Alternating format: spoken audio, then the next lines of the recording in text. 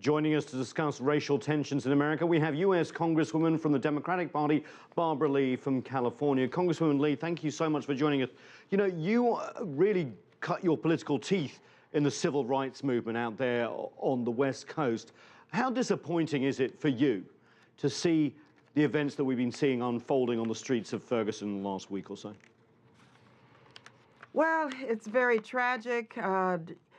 However, you know, and you mentioned my community here in Oakland, California, especially early on, you know, police brutality, police misconduct was the order of the day and continues. For example, now here in Oakland, 62% of police stops are those stopped with regard to African Americans, whereas we have only 28% of the population here in Oakland, African Americans. There have been lawsuits filed, and you know, we have the tragic killing of Oscar Grant, the police officer, the Bay Area rapid transit officer, is walking free. Every 28 hours, one African-American male is killed in America. That's a shame and disgrace. It's got to stop. My heart and my prayers go out to Michael Brown's family and friends. And to the community of Ferguson. This has got to stop. And there are many reasons for this, we know, but I tell you, hopefully something out of this tragedy will come, and that is a focus on racial bias, on systemic and institutional and structural racism, and what is underlying all of this real unbelievable response, first of all, and also with regard to the civil rights of every person in America, including African Americans, which completely, as we see taking place now, are being eroded. Well, the mayor of Ferguson says there has never been a racial problem in Ferguson and that the world is getting it wrong. What do you say to that?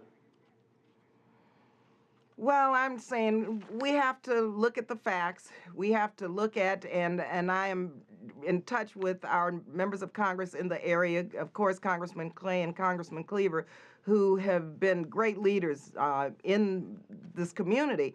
And when you look at what the civic engagement has been as it relates to voter registration, as it relates to public officials and the police department, clearly a lot has to be done. You have to have people who understand the community in public office. You have to have that sensitivity there to issues around police misconduct, to issues around poverty and inclusion. People want to have a voice everywhere in the country, not only in Ferguson, but everywhere. When you look at the fact that the Voting Rights Act now is being eroded, when you look at all of the safety net issues that are being cut, and when you look at the fact that we have to work clearly for the end of racial bias, sensitivity training.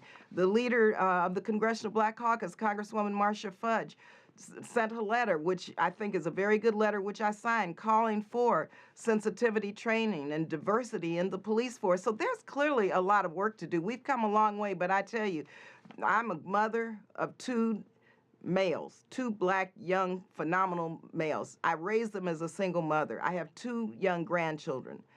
I remember very clearly telling my young boys how to not, you know, get killed, actually, you know, and this was in the 70s. And so we have to remember these conversations, unfortunately, now are increasing. And that's really tragic that people have to talk to their young black men about what to do to avoid being killed and shot.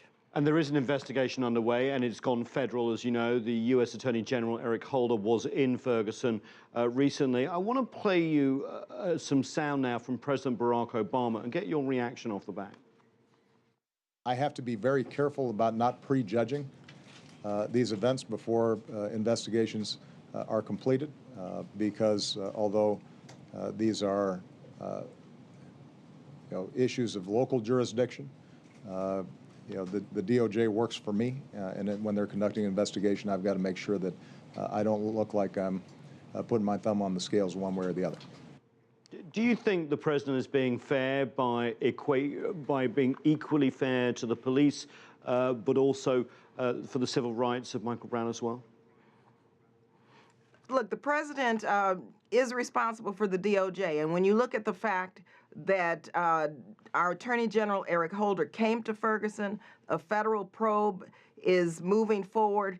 I believe this is a very important step, not only in Ferguson, but for our own country, to really recognize that the federal government and our president has ordered this investigation. The president is the president, and he has to handle his statements that are appropriate for him as president, and I think he gets it very clearly. He never would have ordered the federal investigation. The Attorney General never would have come into this community to really talk to, and he understands what's taking place as an African-American male. And when you look at the Attorney General's history and his record, he is clearly moving forward to ensure the justice, and that's what we're talking about, Nathan. We're talking about justice and fairness so that this stops and so we can move forward. And so it's very important to have the president, which he did speak out. He talked to the family. He's conducting himself appropriately, and I hope that this federal probe will really ensure that justice prevails, because we have to stop this type of real sentence of death in many of our communities in America. And clearly those of us in the Black community understand the anxiety and the pain and the suffering constantly. And this federal probe hopefully will bring some justice to that community and set the stage for criminal justice reform, and really an effort to begin to help reduce what we saw took place in Ferguson, which was a tragic, tragic killing of an innocent, unarmed young man. You've represented the African-American community in many ways. Why does the community feel so marginalized? And we have seen violence on the streets following the death of Michael Brown. Why does this sometimes lead to violence? Is there a lot of pent-up frustration?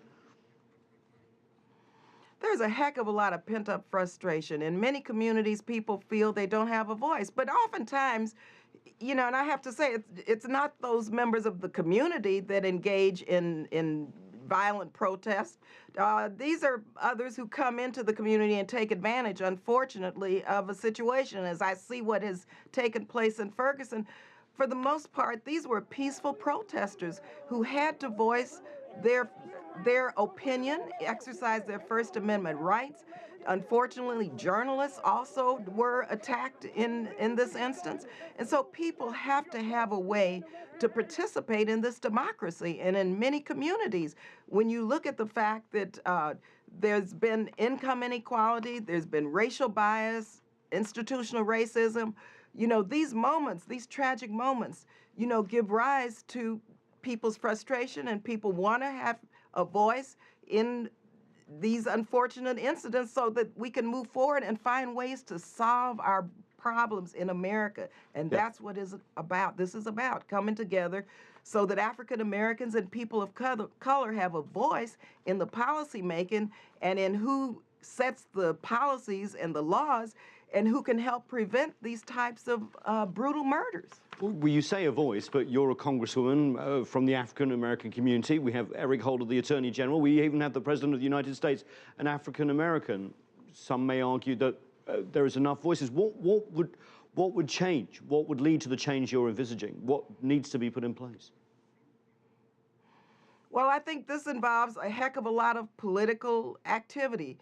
Members of Congress, and when you look at members of Congress right now, of course, we have, as a Tea Party-controlled Congress, it's very difficult for us to get the votes, for example, to pass real legislation that would create jobs, that would create after-school programs, that would equalize our educational system. We have not been able to invest in targeted approaches into our communities where, in fact, high rates of poverty are occurring. When you look at certain strategic policies, such as what our assistant leader continues to champion, is the 10-20-30 formula, which would target resources into communities such as Ferguson, federal resources for job training and for education and for all of those types of efforts that would help create pathways out of poverty into the middle class. We cannot get members of Congress who are part of the Tea Party to support those efforts. And so this requires a major shift in the House of Representatives and us holding on to the Senate so that we can pass some of the president's policies that he's put forth, and also many of the policies that the Congressional Black Caucus and other Democrats have been championed. This should not be a partisan issue in terms of targeting targeting resources to those communities which are suffering. That is, and have been left behind. When you look at the unemployment rates, yes, they're coming down, but again, it's twice as much, twice as high in the African American community, because we have not been able to get a Congress to invest in strategies that would help lift people out of poverty. Congresswoman Barbara Lee, thank you very much for joining us. Up next, we continue our discussion about race relations in America with a panel of experts, including the first African American district attorney from the state of Texas. That's coming up.